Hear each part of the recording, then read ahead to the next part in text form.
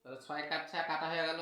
তাহলে দেখো বড় দুটো পিস, এখানে দুটো পিস হলো 1 2 3 4, এখানে 4টা পিস হলো, 4টা আর 2 6টা, আর একটা বেল্ট। তাহলে কাটা শেষ, এখন সেলাই। তাহলে দেখো এখন সেলাই, একটা বড় পার্ট নিলাম আর একটা ছোট পার্ট নিলাম, নেওয়ার পরে এই উপর দিক থেকে সেলাই হবে। উপর দিক থেকে সেলাই করে নিচ্ছি।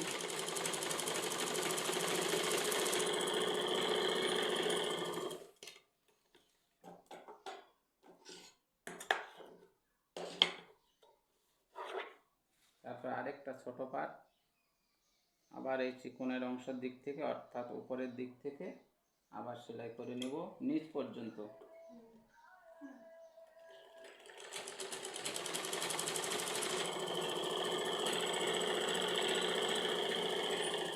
সেলাই করে নিলাম।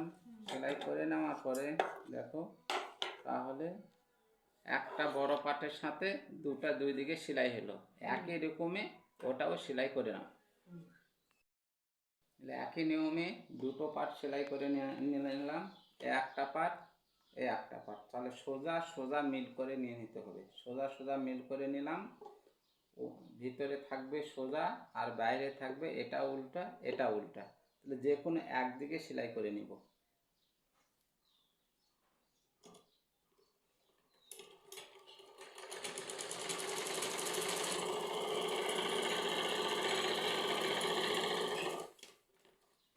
যে কোনো একদিকে সেলাই করে নিলাম। সেলাই করার পরে সোজা দিকে বেল্ট নেব। বেল্টের একদিকে আছে পার, একদিকে আছে পার নাই, তাহলে যেই দিকে পার নেই সেই দিক থেকে সেলাই করব।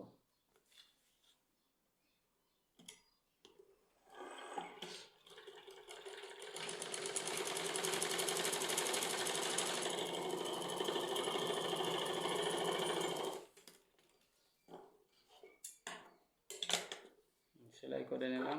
তাহলে বেল যতটা লাগবে ততটা আমি সেলাই করে নিলাম, আর বাকিটা দিয়ে ফিতা করে নিব। এটা দিয়ে হবে ফিতা।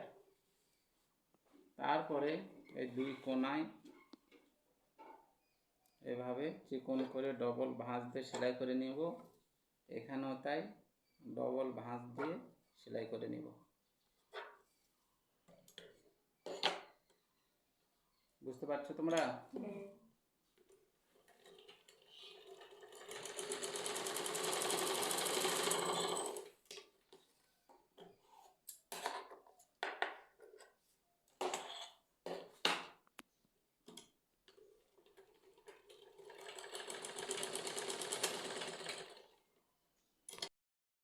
2 কোনায় সেলাই করে নিলাম।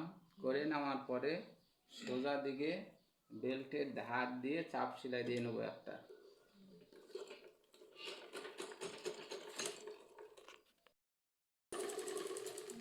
সেলাই করে নিলাম চাপ সেলাই। চাপ সেলাই করে নেওয়ার পরে এখন কি করব, উল্টো দিকে বেলটা ভাঁজ করে নেব। ভাঁজ করে নেওয়ার পরে সেলাইয়ের এই পারে শুধু বেল্টের উপর দিয়ে আরেকটা সেলাই করে নিব।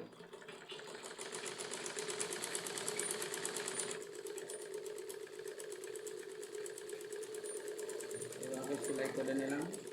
এখন দেখো এটা উল্টো দিক, আর সোজা দিকে হয়ে গেছে ডবল সেলাই। সোজা দিকে ডবল সেলাই হয়ে গেল, বোঝা গেল? এখন এটা সোজা সোজা দিকে ভাঁজ করলাম, অর্থাৎ ভিতরে থাকবে সোজা আর উপরে থাকবে উল্টা। বেল থেকে 3-4 ইঞ্চি বাদ দিয়ে একদম নিচ পর্যন্ত সেলাই করে নেব।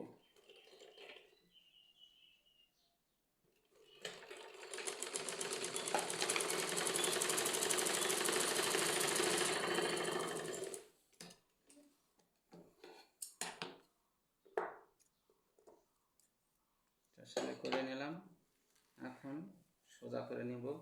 সোজা করে নিয়ে নিচে সেলাই করে নেব যতটুকু তোমাদের ভাঁজ প্রয়োজন হয়। এই একটা ভাঁজ আর একটা ভাঁজ, কিন্তু সেলাই সোজা রাখতে হবে। করে নিয়ে তারপরে ঠিক এই ধার দিয়ে সেলাই করে নেব।